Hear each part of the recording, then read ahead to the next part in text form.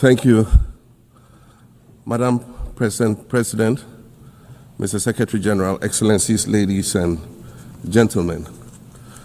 At this 80th session of the United Nations General Assembly, I'd like to speak about Africa's role in the future of this organization. However, it's impossible to do that without first considering the collective role that Africa played in its founding, which was small and relatively insignificant.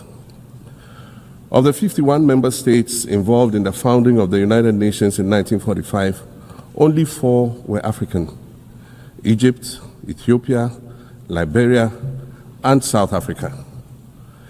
It is important to point out that the United Nations came into being in the aftermath of World War II because of the inability of its predecessor, the League of Nations, to avert a large-scale global conflict, which had been its guiding purpose when it was founded in 1920 at the end of the First World War. Out of the 42 founding member states of the League of Nations, only 3 were African: Liberia, the Union of South Africa, and Ethiopia. Egypt was to join later in 1937. Africa's overall participation in the organization's founding was minimal and relatively unimportant. That's because before all the other talks and meetings, representatives from a group of 14 nations gathered in Berlin for a series of discussions that began in 1884 and which led to the partitioning and formal colonization of the African continent, which is also called the Scramble for Africa. It has famously been written that past is prologue. Well, in the past, the majority of the 54 nations that now comprise Africa were never offered a seat at the table where plans for a new world order were being drawn. But, Madam President, as fate would have it, the tables are turning, and Africa's role in the authorship of whatever is yet to come for this world is going to be huge, and it will be consequential. According to this organization's own projections, by the year 2050, more than 25% of the world's population is expected to come from the African continent. Additionally, by 2050, 1/3 of all young people aged between 15 to 24 will be residing on the African continent.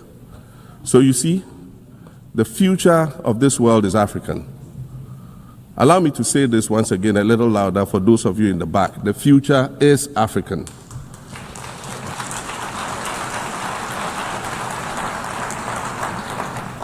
Already today, Africa is a catalyst for human potential and development, as well as for economic reform and ecological stability. Africa is a catalyst for systemic change. If this reality, which is fact-based and straightforward, seems provocative or unsettling, perhaps it's because you are viewing it through the lens of centuries of filters, colonialism and imperialism, and the resulting implicit bias. Maybe you are unaware of the resilience of African nations or their remarkable ability to make a strong comeback just when you think it's safe to count them out. That is what is happening right now in my own country, Ghana. Our constitution limits leaders to 2 4-year terms. In January, I was sworn in for a second term, which, let me point out, was non-consecutive with my first term. Our currency, the Ghana cedi, was rapidly depreciating, faced with rising inflation, a huge debt burden, and low morale amongst our citizens. My new administration settled down quickly and embarked on an ambitious program of comprehensive transformation designed to restructure Ghana's economic foundation and enhance our competitive standing globally. We refer to this process of recalibration as our reset agenda. In just 8 months, we have achieved significant reduction in inflation from 23.8% in December 2024 to 11.5% in August 2025, restoring price stability for our citizens. Additionally, our currency, the Ghana cedi, has appreciated considerably against other currencies, with Bloomberg reporting it as the best performing currency in the world at one point. Our improved sovereign credit rating reflects increasing investor confidence in our economy. And our 24-hour economy initiative promises to transform our economy. And there's a renewed willingness amongst our people to trust that their elected officials have Ghana's interests at heart and that we are progressing together. Madam President, I believe that in honor of this milestone celebration, the United Nations should also embark on a process of serious recalibration and establish its own reset agenda.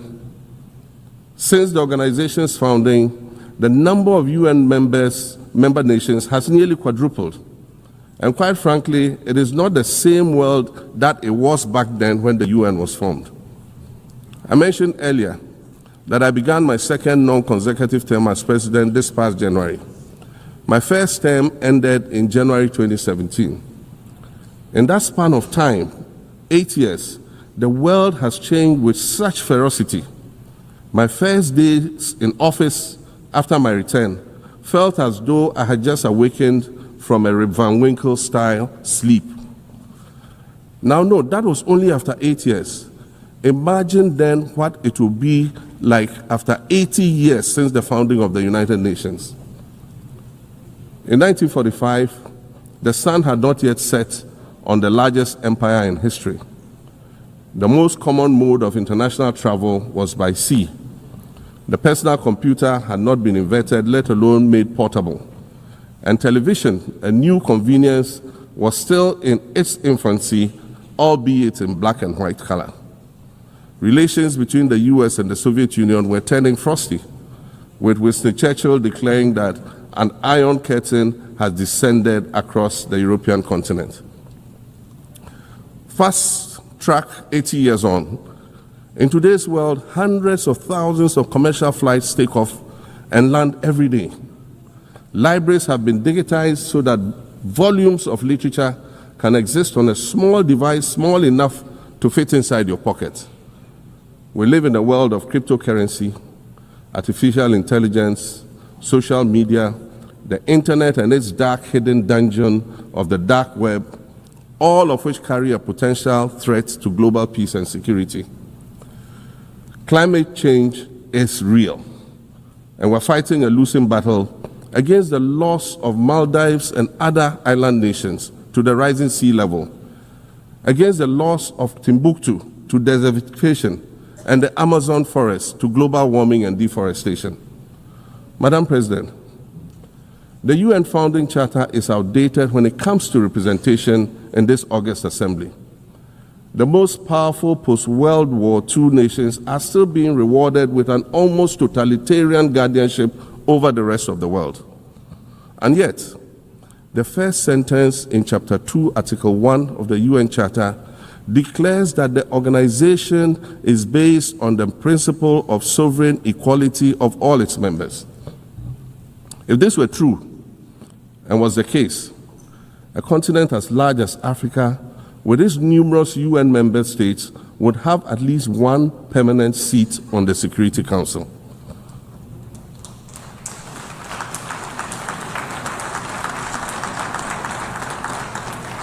Furthermore, we believe that veto power should not be restricted to only 5 nations, nor should it be absolute. There must be a mechanism in this House for the General Assembly to challenge a veto. No single nation should be able to exercise an absolute veto to serve its own interests in a dispute. In 1995, during the 50th anniversary of the United Nations, Nelson Mandela stood in this very spot, and he said, "The United Nations has to reassess its role, redefine its profile, and reshape its structures.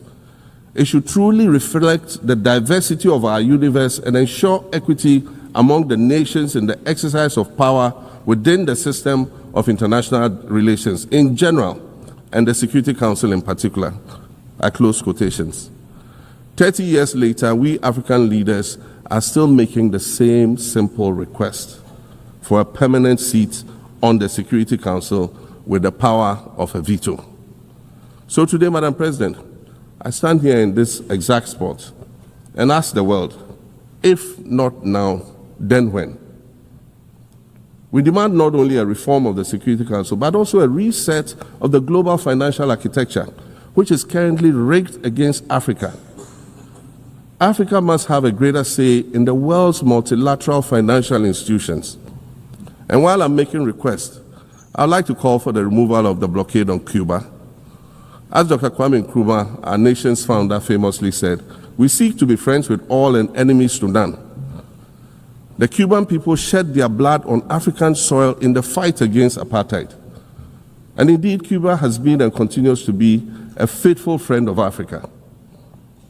You see, the very fact that I can stand here and ask these things and say these things, and the fact that all nations can ostensibly gather here to address critical global issues, air our grievances, and express our concerns, that is what makes the survival of this organization so important. In every old city or village, you'll find a town square, or a courtyard, or a plaza that once served as a gathering space for the citizens of the community and their leaders. Meetings and celebrations were held there, as were trials and elections. And these were spaces that brought people together and held them together as a community. Sadly, time and technology have eroded these spaces. Madam President, in many ways, the United Nations is the proverbial town square of our modern global village. And it has never been more critical for us to protect this one space that brings and holds the world nations together as a community. The internet, social media platforms, and artificial intelligence offer us the illusion of connectivity, when in fact what they do is reinforce isolation by using algorithms that ensure that we do not receive new ideas and perspectives, but rather more of the same content. We are served alternative facts and manipulated images, making it easy to disseminate disinformation and sow seeds of division amongst communities. Madam President, these are dangerous times. Our world is currently experiencing a rise in nationalism and economic instability. There's a general breakdown of multilateralism. Various acts of aggression have been committed against the sovereignty of others, and nations are attempting to circumvent the very safeguards that were put in place to prevent large-scale global conflict. These conditions are all too similar to the ones that led to the League of Nations' failure in fulfilling its mandate. The denial of visas to President Abbas and the Palestinian delegation sets a bad precedent and should be deeply worrying to all member nations of the United Nations. Ghana recognized the state of Palestine in 1988 and supported a two-state solution to the conflict since then. And I say, contrary to the claims of some, a two-state solution would not be a reward for Hamas.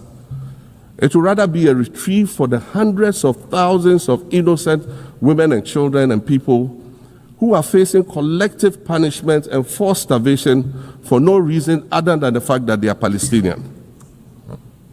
For nearly 2 years and for the fear of reprisals, we here in this General Assembly have been playing hide and seek with language to find the right words to help us avoid or excuse what we all know is taking place in Gaza. But here's the thing, it doesn't matter what you call it.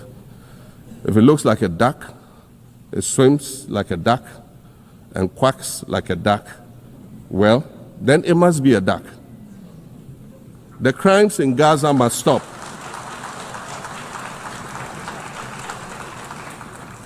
The crimes in Gaza must stop.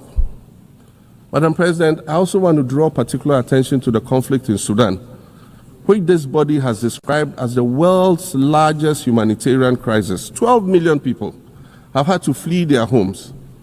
And when we speak of migration, we refer to the 12 million new Sudanese refugees, whom we as a global community should be willing to assist in much the same way that many member nations readily assisted new refugees coming out of Ukraine. Let's dispense with the euphemisms and dog whistles and speak frankly. It is not a mystery that when leaders of Western nations complain of their migration problems, they are often referring to immigrants from the global south. But many of those immigrants are climate refugees. And interestingly, the global north emits 75% more greenhouse gases than the global south. However, the effects of climate change are more severe in the global south because we lack the resources to address them effectively. And so when the desert encroaches on our villages and towns, and they become unlivable, we are forced to flee. Warsan Shire, a Somali-born prophet, a Somali-British poet born in Kenya to Somalian refugee parents, was London's first youth poet laureate. She writes in her poem titled Home. And it says, you have to understand that no one puts their children in a boat unless the water is safer than the land. No one bends their palms under trains beneath carriages. No one spends days and nights in the stomach of a truck feeding on newspaper unless the miles traveled mean something more than just a journey. Madam President, we cannot normalize cruelty. We cannot normalize hatred. We cannot normalize xenophobia and racism. If we're going to tell a story, let's not tell it slant. Let's tell all the truth. When we speak of migrants, we speak of Mami Ewusi Mensah Frimpong, a judge on the U.S. District Court for the Central District of California. She's the first black female judge on any of California's 4 federal district courts. She was born here in America to immigrant parents from Ghana. We speak of Peter Bosman, a medical doctor in Ghana who moved to the town of Piran in Slovenia in the 1980s and later became the first black mayor of Piran, the first black mayor in Slovenia and in the whole of Eastern Europe. We speak of T. Michael, the iconic Ghanaian Norwegian artist and designer. And of course, we speak of the late Kofi Annan, former United Nations Secretary General.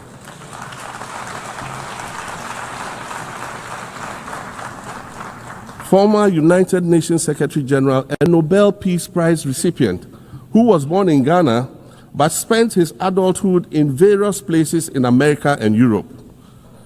These are people who have brought great distinction to the countries that they decided to call home. Just as the migrants and the children of migrants before them did, I dare say these are not invaders. These are not criminals. Madam President, the slave trade must be recognized as the greatest crime against humanity. As the African champion on reparations, Ghana intends to introduce a motion in this August body to that effect. More than 12.5 million Africans were forcibly taken against their will and transported to create wealth for the powerful Western nations. We must demand reparations for the enslavement of our people and the colonization of our land that resulted in the theft of our natural resources, as well as the looting of artifacts and other items of cultural heritage that have yet to be returned in total. We recognize the value of our land and the value of our lives, as did our colonizers, as well as the governments that happily paid reparations to former slave owners as compensation for the loss of their property in quotes. And that property for which they received compensation was paid referred to enslaved people who had been freed. Madam President, an increasingly insecure world is witnessing upward spending on defense budgets of bilateral partners and steep cuts in official development assistance. Since July 2024, it is estimated that there's been a 40% drop in humanitarian aid globally.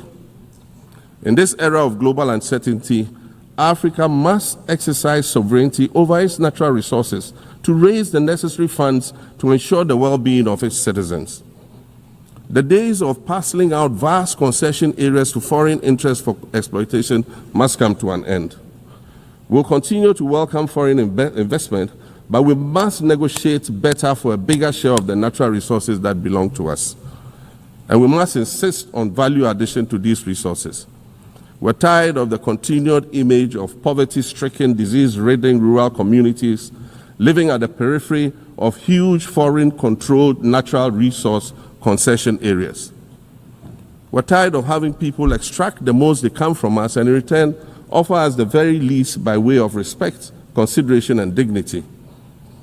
We're tired of not being represented in ways that reveal the richness and complexity of our history or acknowledge all that we have overcome to arrive here in this liminal space of untold possibilities. Allow me to echo the Indian-American writer Arundhati Roy, who wrote, "Another world is not only possible, she's on her way. On a quiet day, I can hear her briefing." I want to add that for the sake of Africa, and quite selfishly for the sake of my 18-year-old daughter, I hope that this new world that is arriving is a place of safety and equality for women and girls. To succeed, we must empower everyone, including women and girls, to reach their full potential. In closing, Madam President, I'd like to congratulate you on your election to preside over this historic 80th General Assembly and on being the 5th woman to hold this distinction. I'd also like to congratulate Her Excellency Nana Jane Opoku-Agyeman on being the first woman Vice President of Ghana.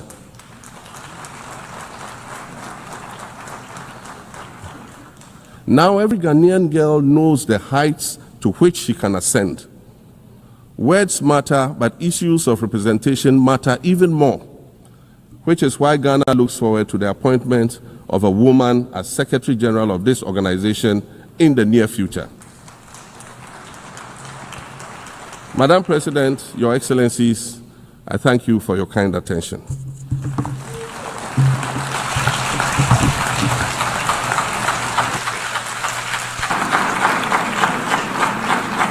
On behalf of the General Assembly, I wish to thank the President of the Republic of Ghana.